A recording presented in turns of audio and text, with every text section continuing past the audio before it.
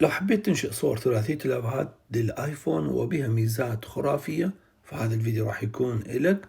طبعا تحديث لهذا التطبيق اللي راح يساعدك كلش وراح تشاهدوه، تطبيق أنيموك الجديد اللي راح يساعد بخلفية 3D من خلال هذا التطبيق الجدا ممتاز.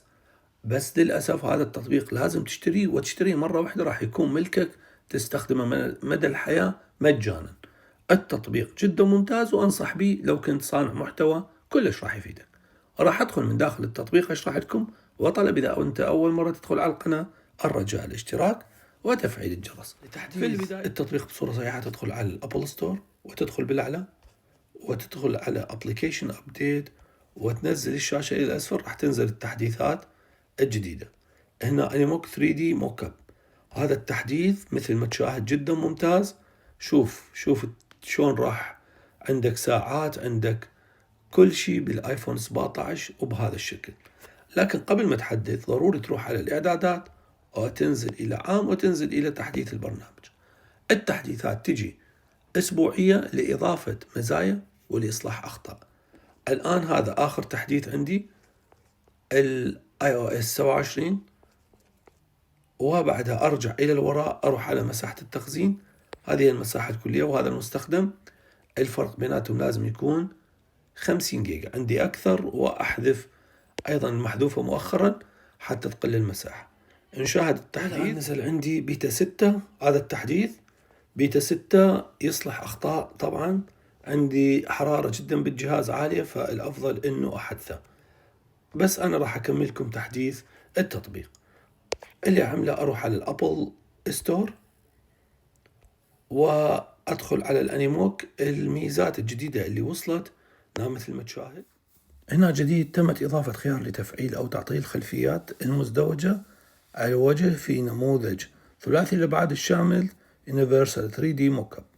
وجديد تم إضافة خيار قص الحواف الشفافة من صورة الخلفية في نموذج العرض ثلاثي الأبعاد الشامل.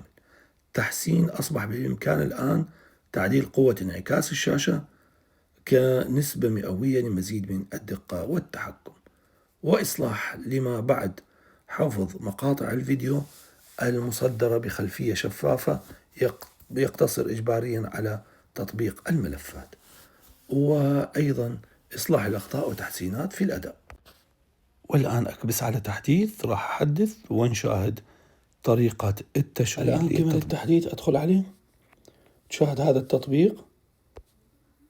طبعا أول من تدخل راح يكون هذه الواجهة، هنا مشترك، هنا تصفح، وهنا حتى تنشئ تدخل على هذه العلامة. شوف الآيفون 17 برو، وعندك هنا سامسونج أيضا كن أضافوا، وهذه يونيفرسال عام، وهنا مثل ما تشاهد الأبل واتش وأبل واتش سيريز، وعندك حتى الأبل فيجن. جدا ممتاز هذا التطبيق. راح هنا حتى تنشئ كرييت، وراح تختار بهذه الصورة وطريقة الاشتراك 99 أورو الآن. جدا ممتاز. وشاهد راح تنشئ فيديو بهذا الشكل، وانت راح تنشئ هير. لو الآن نشرت للفيديو هذه العلامة المائية راح تبقى، وللأسف راح يوصلك. شوف شلون تنشئ الفيديو وراح يكون بهذا الشكل، يعني شيء احترافي. جدا عجبني التطبيق، فإذا تحب الآن اشترك 50% عليه، يعني خصم. تحياتي لكم، اشتركوا بالقناة وانتظروا راح انزلكم تحديث الآيفون والمزايا، وأنا ما أفضل أنه تحدثون. تحياتي.